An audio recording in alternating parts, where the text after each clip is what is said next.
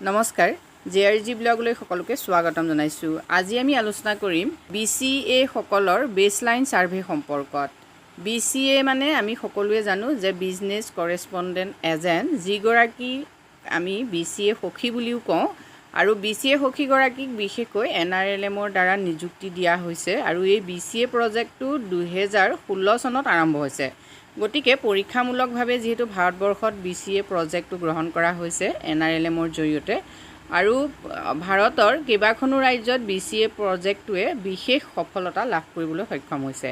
আমাৰ অসমতো ইতিমধ্যে BCA সকলক নিযুক্তি দিয়া হৈছে অসম গ্ৰামীণ জীৱিকা নিৰ্বাহ অভিযানৰ জৰিয়তে আৰু BCA সকলে যথেষ্ট কাম কৰিছেও, কিন্তু তাৰ মাজতে বহুতো BCA এতিয়ালৈকে সিলেকশন হৈছে কিন্তু এপইণ্টমেণ্ট পোৱা নাই।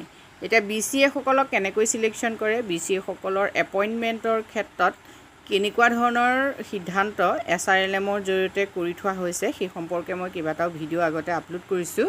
আপোনালোকে ইচ্ছা কৰিলে চেনেলৰ HSG প্লেলিষ্টত চাব পাৰে। ভাৰতবৰ্ষৰ বিভিন্ন ৰাজ্যত ইতিমধ্যে BCA সকলক বেসলাইন সাৰ্ভে কৰিবলৈ দিয়া হৈছে। BCA সকলৰ বেসলাইন সাৰ্ভে হ'ল BCA সকলে বিশেষভাৱে HSGৰ লগত জড়িত যিসকল মহিলা, সেই মহিলাসকলৰ সবিশেষ তথ্য সংগ্ৰহ কৰিব লাগিব। লগতে HSG, VO আৰু CLF এই তিনিওটা সংগঠনৰ সম্পূৰ্ণ তথ্য সংগ্ৰহ কৰিব লাগিব। এই HSGৰ লগত যিসকল মহিলা জড়িত আছে সেই মহিলাসকলৰ আৰ্থিক অৱস্থাৰ পৰা ধৰি তেওঁলোকে চৰকাৰৰ পৰা কি স্কিমৰ সুবিধা পাইছে সেইসমূহো এই BCA বেসলাইন যিটো সাৰ্ভে তাত উল্লেখ থাকিব লাগিব। তাৰ লগতে CLF বা VO এইবিলাকৰ লগত জড়িত যিসকল সদস্য আছে তেওঁলোকৰো সবিশেষ তথ্যখিনি BCA বেসলাইন সাৰ্ভেত কৰিব লাগিব। এতিয়া ইয়াৰ লগতে আৰু এটা কথা হ'ল যে BCA সকলৰ সুবিধা কোনবোৰ মহিলাই লাভ কৰিছে। যিহেতু BCA এটা নতুন প্ৰজেক্ট হয়, সকলো HSG, VO বা CLF এতিয়াও BCAৰ আণ্ডাৰলৈ অহা নাই। প্ৰায়বিলাক HSG বা VO বা CLF বেংকৰ আণ্ডাৰতে আছে, মানে ডাইৰেক্ট বেংকৰ লগতে লিংক হৈ আছে। সকলোৱে বেংকৰ লগতে ট্ৰেনজেকশ্যন কৰে, বেংক সখী থাকে যিহেতু। কিন্তু BCA বেংক সখীগৰাকীয়ে কি কৰে, HSG সদস্যসকলক বেংকবিলাকত কেনেকৈ একাউণ্ট খুলিব বা বেংকৰ যিখিনি কাম থাকিব সেই বেংকিং লেনদেনত সহায় কৰে। এতিয়া এই যিটো BCA প্ৰজেক্টটো এনেকুৱা যে ডোৰ টু ডোৰ গৈ পেলাই বেংকিং যিখিনি ফেচিলিটি সেই ফেচিলিটিখিনি HSG মহিলাসকলক ঘৰৰ দুৱাৰমুখতে দিয়া, তাৰমানে তেওঁলোকক ঘৰতে সেইখিনি সুবিধা দিয়া, মানে একেবাৰে ওচৰতে তেওঁলোকে বেংকিং যিখিনি ফেচিলিটি সকলো ফেচিলিটি লাভ কৰিব পাৰে BCA সখীগৰাকীৰ জৰিয়তে।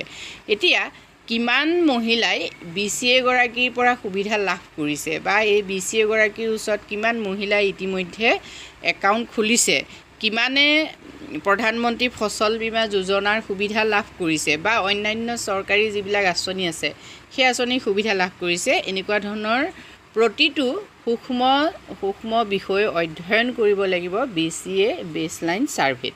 আৰু এইখিনি কৰিব লাগিব বিশেষকৈ অনলাইনত। যিবিলাক ষ্টেটত ইতিমধ্যে BCA বেসলাইন সাৰ্ভে হৈছে তাত এটা BCA সকলক লিংক প্ৰভাইড কৰা হৈছে আৰু সেই লিংকত গৈ তেওঁলোকে সেই কামখিনি কম্পিউটাৰৰ জৰিয়তে হওক বা মোবাইলৰ জৰিয়তে কৰিব পাৰে। BCA সখীসকল যিহেতু ডিজিটেল মাধ্যমৰ লগতে জড়িত, অন্য সখীসকলৰ লগত BCA সখীসকলৰ পাৰ্থক্যটোৱেই হ'ল যে BCA সখীগৰাকীয়ে সকলো কাম ডিজিটেলি কৰিব পাৰে। এতিয়া যিবিলাক আমাৰ উন্নত প্ৰযুক্তি, যিবিলাক উন্নত ডিজিটেল ব্যৱস্থা হয় সেই উন্নত ডিজিটেল ব্যৱস্থাৰ জৰিয়তে BCA সখীগৰাকীয়ে HSG মহিলাসকলক যিহেতু সহায় কৰিব পাৰে, বিশেষকৈ বেংকিং ফেচিলিটিৰ ক্ষেত্ৰত। বেংকৰ যিখিনি কাম থাকে প্ৰায়খিনি কাম বিশেষকৈ ট্ৰেনজেকশ্যন, ছেভিং সকলো কামেই কি হৈছে BCA সখীগৰাকীয়ে কৰিব পাৰে। এতিয়া BCA সখীগৰাকীয়ে কিমানটা HSGক একাউণ্ট খুলি দিছে বা ব্যক্তিগত একাউণ্ট কিমান খুলিছে বা কিমান VOৰ একাউণ্ট খুলিছে বা VOৰ লগত জড়িত কিমান সদস্যাৰ ব্যক্তিগত একাউণ্ট খুলিছে, ঠিক একেদৰে CLFৰ সদস্যসকলৰ একাউণ্ট কিমান আছে, কেইটা CLFৰ সদস্যই তেওঁৰ ওচৰত একাউণ্ট খুলিছে, লগতে অন্যান্য যিবিলাক বীমাৰ সুবিধা আছে বীমাকৰণৰ ক্ষেত্ৰত তেওঁ কিবা সহায় কৰিছে নি বা তেওঁৰ দ্বাৰা কৰা হৈছে নেকি, এনেকুৱা ধৰণৰ সকলো তথ্য এই BCA সখীসকলে বেসলাইন সাৰ্ভেত কৰিব লাগিব। আৰু কৰাৰ পাছত তেওঁলোকক যিহেতু লিংক প্ৰভাইড কৰা হ'ব, সেই লিংকত এখন ফৰ্ম থাকিব আৰু সেই ফৰ্মত তেওঁলোকে সকলোখিনি ফিল আপ কৰি ছাবমিট কৰিব লাগিব। BCA সকলৰ বাবে এইটো এটা নতুন চেলেঞ্জ হয়। অন্যান্য ৰাজ্যত ইতিমধ্যে আৰম্ভ হৈছে। আমাৰ অসমতো আপোনালোকে বেছলাইন ছাৰ্ভে কৰিছে নেকি? বিশেষকৈ যিসকলে ইতিমধ্যে BCA হিচাপে নিযুক্তি লাভ কৰিছে, কাম আৰম্ভ কৰিছে, তেখেতসকলে কমেণ্ট কৰি জনালে নিশ্চয় ভাল লাগিব। আমাৰ অসমত এতিয়ালৈকে BCA প্ৰজেক্টটো যিমান আগবাঢ়িব লাগে সিমান আগবঢ়া নাই। বহুতো সখীয়ে ইতিমধ্যে জনাই আছে যে তেওঁলোকক চিলেকশ্যন কৰা হৈছে, কিন্তু তেওঁলোকে কাম কৰাৰ কোনো সুবিধাই পোৱা নাই। যিহেতু BCA সকলক নিৰ্বাচন কৰি দিছে ASRLM আৰু ASRLM ইতিমধ্যে কেইবাটাও বেংকৰ লগত চুক্তিও সম্পাদন কৰিছে, কিন্তু বেংকেহে BCA সকলক যিহেতু নিযুক্তি দিব, গতিকে বেংকবিলাকে এই ক্ষেত্ৰত কিমান দূৰ আগবাঢ়িব পাৰিছে সিও এটা সন্দেহৰ বিষয় হয়। যি কি নহওক, যদি আপোনালোকে বেছলাইন ছাৰ্ভে ইতিমধ্যে আৰম্ভ কৰিছে তেতিয়াহ'লে কমেণ্ট কৰি জনাব। আজিলৈ ইমানেই, ধন্যবাদ।